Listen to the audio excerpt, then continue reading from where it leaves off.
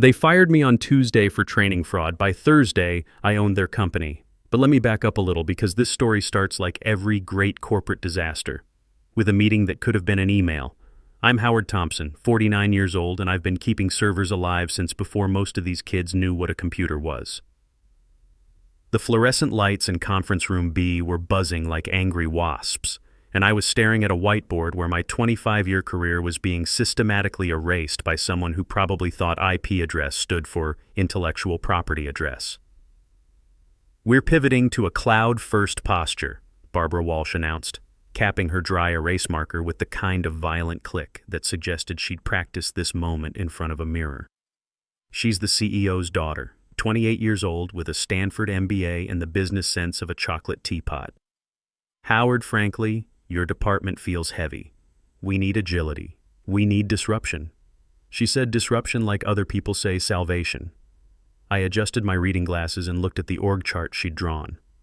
My name, which used to sit proudly at the top of network security architecture, had been relocated to a sad little box labeled Legacy Systems Archivist. It was the corporate equivalent of being sent to live on a farm upstate where I could run free with all the other outdated employees. "Archiving," I repeated, my voice flat as roadkill.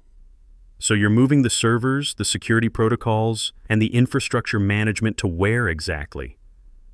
"The cloud," Barbara beamed, executing jazz hands like she was announcing the second coming of Steve Jobs. "We're going fully serverless. We don't need you babysitting hardware in the basement anymore. It's 2024, Howard. We need to democratize our data architecture and leverage synergistic solutions." I took a sip of my coffee. It was lukewarm and tasted like broken dreams. "Barbara, the cloud is just other people's computers. Specifically, computers I configured for this company 15 years ago under contracts that keep us from getting sued into the Stone Age by Oracle, Microsoft, and about 12 other vendors who don't appreciate people stealing their intellectual property." She waved a dismissive hand, her charm bracelet jingling like the bells they used to put on plague victims. "Details, details.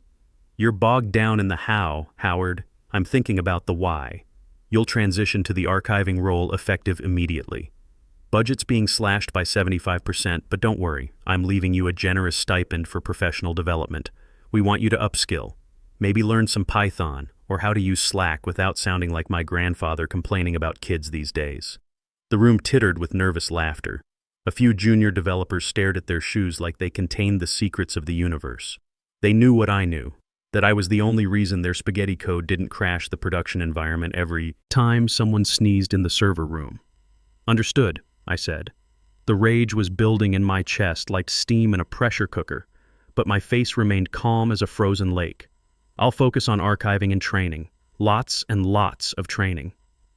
You see, here's what Barbara didn't understand about technology. She thought it was magic. You just subscribed to the right services, threw around some buzzwords, and everything worked automatically.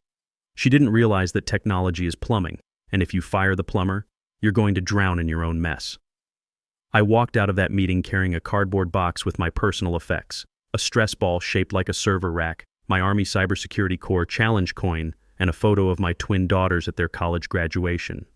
Both girls were juniors at UT Austin now, and their tuition bills had more zeros than a bad programmer's code.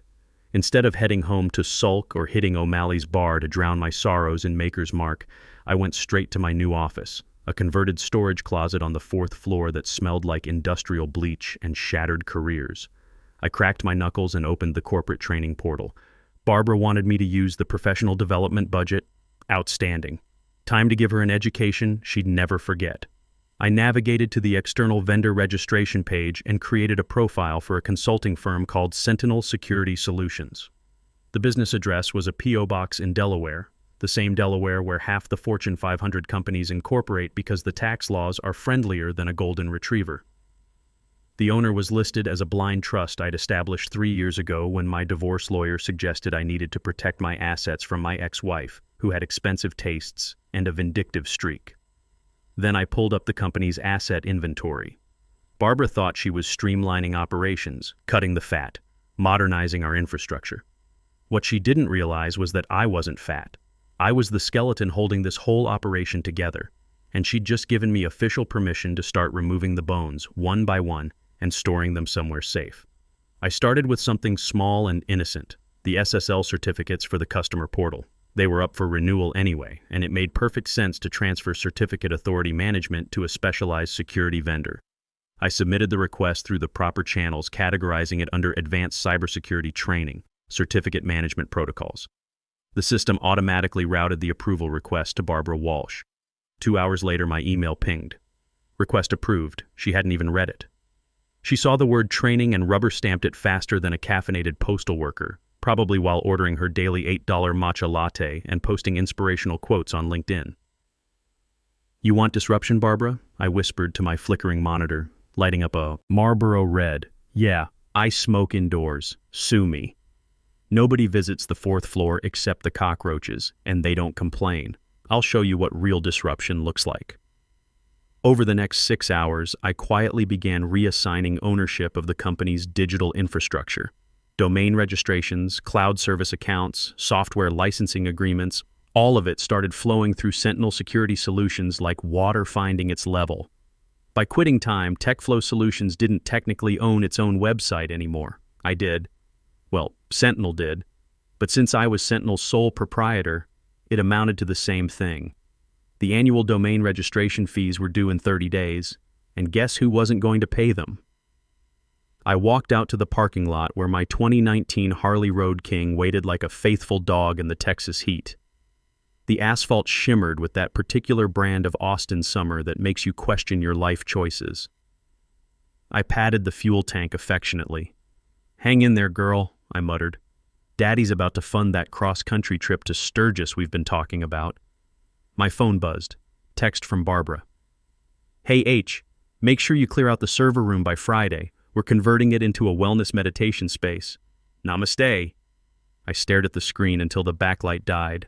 Wellness meditation space, right where the main cooling units lived. The same cooling units that kept our government contract servers from melting into expensive puddles of silicon.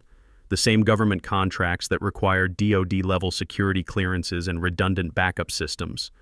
But sure, let's put some yoga mats in there and call it innovation. I didn't reply, I just smiled. The kind of smile a rattlesnake gives a field mouse. I wasn't going to let them fail gracefully. I was going to sell them front-row tickets to their own demolition. The next 2 weeks played out like a corporate comedy written by someone with a sadistic sense of humor. Barbara's version of digital transformation looked like burning down a library because you heard ebooks were the future. They brought in agile transformation consultants, guys named Skylar and Bryce who wore expensive sneakers with business casual outfits and spoke in a language that sounded like English but wasn't quite. They used words like ideation, synergistically, and paradigm shifting with the confidence of televangelists selling salvation. The consultants converted our perfectly functional bullpen into an open collaboration zone, which meant removing all the cubicle walls that separated the developers from the sales team. Now, while our engineers tried to debug the Frankenstein's monster that passed for our payment processing system, they got to listen to Randy from sales ring an actual cowbell every time he closed a deal. I'm not making this up. An actual cowbell. Like we were running a cattle ranch instead of a technology company. From my closet office, I watched the IT help desk ticket queue explode like fireworks on the 4th of July. Can't access the legacy database. VPN won't connect to the new marketing tools. Website is down for European customers. Why does my computer keep asking for a password I don't have? Normally, I would have been the guy diving into those problems at 2 a.m., sweet-talking those temperamental Dell PowerEdge servers like they were vintage motorcycles that just needed the right touch. But I wasn't in network security anymore. I was in legacy systems archiving, which apparently meant I archived problems right into someone else's lap. So I forwarded every single ticket to our new chief digital officer, some guy Barbara hired because he had 100,000 Instagram followers and posted motivational content about disrupting the workspace from his color-coordinated standing desk. Howard, Barbara materialized in my doorway on a Tuesday, clutching a green smoothie that looked like something you'd find in a swamp. She didn't enter my office, probably because there wasn't enough room for both of us and her ego. We're experiencing some friction with the digital transition. Friction? I wiped tuna salad off my fingers with a napkin. I'd started eating aggressively aromatic lunches as a territorial defense mechanism. Is that what we're calling the 40% drop in system reliability? Her left eye twitched like a broken turn signal. Growing pains. Look, the Mumbai team is asking for admin credentials to the AWS cloud instances. They claim the current access keys aren't working. That's odd, I said, lying with the practiced ease of a man who'd spent 8 years in military intelligence. I documented everything in the transition handover. They're saying the root account is locked behind some kind of hardware authentication device. Ah, yes. I nodded like a professor explaining basic arithmetic to a particularly slow student. That would be the multi-factor authentication protocol I implemented after the 2018 Russian phishing incident. Standard cybersecurity procedure for companies with federal contracts. To modify root-level access, you need the physical authenticator token. Fine. Where is it? I opened my desk drawer with theatrical precision. Inside was a packet of Tabasco sauce, my Army Challenge coin, and absolutely nothing else of importance. I turned it over to HR during my security clearance downgrade, standard protocol when someone loses admin privileges. Barbara's face flushed the color of a fire engine. God, you boomers in your security theater. Fine, I'll deal with HR. The moment her designer heels clicked away down the hallway, I pulled the physical authenticator from my shirt pocket. It was a small black device about the size of a USB drive, with an LCD screen displaying a 6-digit code that changed every 30 seconds. This little piece of plastic was the only thing standing between TechFlow's data and digital Armageddon. And it was staying right where it belonged, with the guy who actually knew how to use it. I turned back to my computer and logged another training expense, Advanced Infrastructure Asset Management Certification. Cost, $15,500. Vendor, Sentinel Security Solutions. Course duration, 6 weeks. The finance department was in complete disarray because Barbara had fired our controller and replaced him with a cloud-based accounting application that had about as much financial oversight as a broken slot machine. I clicked Submit for approval. 2 minutes later, request approved. Barbara was making this almost too easy. It was like playing chess with someone who kept eating their own pieces. That afternoon, I archived the source code for our proprietary load balancing algorithm, the digital heart that kept our servers from having nervous breakdowns every time more than 12 people tried to use our website simultaneously. This particular piece of code generated about 70% of our revenue through high availability service contracts with clients who actually understood that uptime wasn't optional. I moved the entire repository to a private Git server hosted by, surprise, surprise, Sentinel Security Solutions. Then I created what I like to call insurance documentation. I printed out a 400-page technical manual containing every password, configuration file, and troubleshooting procedure that kept TechFlow running. I bound it in a heavy 3-ring binder and labeled it Critical Infrastructure Documentation. Archive copy. Do not discard. Contains essential recovery procedures. Then I took a little walk down to the server room, or, as Barbara preferred to call it, the wellness meditation space. The transformation was already underway. Someone had turned off the industrial cooling units that kept $2 million worth of equipment from turning into very expensive paperweights. The room felt like a sauna designed by someone who hated technology. Yoga mats were scattered around the server racks like lily pads in a digital pond, and some genius had placed burning incense sticks close enough to the fiber optic cables to qualify as a fire hazard. I placed my binder right on top of the main server rack, next to a stick of patchouli incense that was burning toward a bundle of network cables like a very slow fuse on a very expensive bomb. See, here's what I knew about the overnight cleaning crew. They'd been outsourced to the cheapest bidder through some disruptive gig economy platform that paid people $12 an hour to clean office buildings without providing any training about what should and shouldn't be thrown away. When they saw a dusty binder in a room full of yoga equipment, they'd make a perfectly reasonable assumption. Sure enough, the next morning I found my binder in the dumpster behind the building, resting peacefully among discarded ergonomic chairs and motivational posters about thinking outside the box. I took a photo with my phone, timestamp, GPS coordinates, the whole digital evidence package.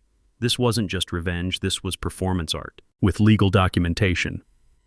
Evidence, I whispered, uploading the photo to a secure server. I wasn't just stealing the company's infrastructure. I was building a bulletproof case that they'd destroyed their own critical documentation through gross negligence. The quarterly team alignment mixer arrived like a mandatory root canal. It was held at some trendy rooftop bar downtown that charged $18 for bourbon that was mostly ice and attitude. The invitation said casual dress, but everyone showed up looking like they were auditioning for a commercial about successful people having fun. I stood near a heat lamp, nursing a Diet Coke and watching our new VP of Innovation experience. Yes, that's a real title they actually created. Try to explain blockchain technology to the HR director. It was like watching someone describe color to a blind person using interpretive dance. Howard. I turned around. Stanley Mitchell, our CFO, stood there holding a scotch like it was keeping him tethered to reality. Stan was old-school corporate, the kind of guy who remembered when companies made things instead of just leveraging synergistic solutions and disrupting market verticals. He looked tired, not just end-of-a-long-day tired, but existentially exhausted, like he'd been watching something he helped build get systematically dismantled by people who thought legacy was a curse word. "Stan," I said, "hell of a party. The appetizers are almost edible." He didn't smile. He leaned in close enough that I could smell the desperation mixed with expensive aftershave. "They're doing another budget restructuring next week. Major cuts. Thought they already did that when they turned my department into a storage closet. No, Howard. Total restructuring. They're outsourcing everything. Development, support, infrastructure management, to a consulting firm in Mumbai. Barbara signed the preliminary agreement this morning. I felt something cold settle in my stomach. Not fear, anticipation. The archiving position? Gone. End of the month." He took a gulp of scotch like he was trying to sterilize the words. "I probably shouldn't be telling you this. You built this company's backbone from scratch. I remember when we were running Ethernet cables through Gerald's garage back in '99, back when we actually knew what the hell we were doing." He paused, looking around to make sure Barbara wasn't within earshot. She was currently taking selfies with the marketing interns while explaining her vision for digital transformation to anyone unfortunate enough to make eye contact. "I wanted to give you a heads up," Stan continued. "Update your LinkedIn, start networking. You've got maybe 2 weeks." "Thanks, Stan," I said quietly. "Really, I appreciate the warning. You're going to land on your feet," he said, patting my shoulder. "Guys like you always do." He wandered off toward the bar, probably to order something stronger. I watched him go, feeling an odd mixture of gratitude and pity. Stan thought he was throwing me a life preserver. He had no idea he'd just told the iceberg exactly when the Titanic would arrive. I pulled out my phone and opened the DNS management console for TechFlow's domain registry. Over the past 2 weeks, my comprehensive infrastructure training simulation had created a perfect mirror of our entire IT environment under Sentinel Security Solutions. Every server, every database, every application. I had exact copies running on my infrastructure. All I needed to do was change where the internet thought TechFlow lived. Instead of pointing to their servers, I'd redirect everything to mine. It was elegantly simple, completely legal, and absolutely devastating. I looked across the rooftop at Barbara, still holding court with her entourage of yes-men and marketing consultants. She was gesticulating wildly, probably explaining how her Stanford MBA had prepared her to revolutionize the technology industry. She thought technology was magic. You just subscribed to the right cloud services, hired the right consultants, and everything worked automatically. She had no idea that behind every piece of seamless digital infrastructure was some guy like me, keeping the lights on with coffee, determination, and an unhealthy amount of nicotine. But she was about to get a very expensive education in how technology actually worked. I tapped my phone screen. Confirm DNS migration? My finger hovered over yes for exactly 3 heartbeats. Then I pressed it. Migration complete.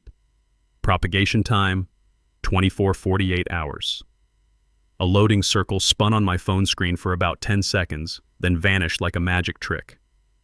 Somewhere in data centers across the country, digital handshakes were happening. The locks were being changed, and only I had the new keys. By Monday morning, TechFlow wouldn't just be outsourcing their backend to Mumbai, they'd be trespassing on it. I finished my Diet Coke and walked toward the elevator, leaving behind the rooftop party and its soundtrack of forced networking. As I passed Barbara's group, she waved me over with the enthusiasm of someone who'd discovered fire. "Howard, isn't this amazing? We're really building something special here." "It's certainly something," I replied, loud enough to be heard over the music that was probably giving everyone tinnitus. "Hey, quick question. Did you finish that infrastructure compliance training module?" "Oh, absolutely," I said, my voice steady as Texas bedrock. I completed the final certification tonight. Very comprehensive program. She high-fived me with a clammy hand that smelled like expensive hand sanitizer and poor life choices. Love that growth mindset. See, this is why we invest in our people. Just out of curiosity, I said, since you're transitioning everything to the Mumbai team next week, who's handling the technical handover documentation? Her smile flickered like a fluorescent bulb about to die. Oh, we'll figure that out. That's what consultants are for, right? Right, I said. I'm sure it'll work out perfectly. Monday morning arrived like a freight train carrying bad news. The office atmosphere was electric with the kind of panic you usually see in disaster movies. People clustered around printers that displayed error messages, coffee machines stuck on network error, and computers frozen in digital purgatory. I sat in my closet office, sipping coffee and waiting for the show to begin. At 9:02 a.m., my screen flickered. Your session has expired. Please log in again. I typed my password. Account locked. Contact administrator. Perfect timing. The PA system crackled to life with the voice of Gerald Walsh, Barbara's father and company founder. Attention everyone. We are experiencing a significant cybersecurity incident. A sophisticated external attack has compromised multiple systems. Please remain calm while we implement emergency protocols. Cybersecurity incident. I almost choked on my coffee laughing. They were blaming Russian hackers for their own digital incompetence. It was like blaming gravity for falling down the stairs. My phone buzzed with automated alerts. User Howard Thompson removed from admin group. User Howard Thompson removed from VPN access. User Howard Thompson removed from building access. They weren't waiting for the end of the month. They were doing it right now. A Monday morning massacre disguised as a security response. I opened my personal laptop and connected to the guest Wi-Fi. Password: Innovation 2024. Because Barbara's creativity was as predictable as a Swiss watch, the Sentinel Security Solutions dashboard showed a beautiful sea of green status lights. Domain registration, active, cloud infrastructure, operational, software licensing, current. I could see TechFlow's internal traffic hitting my servers in real time.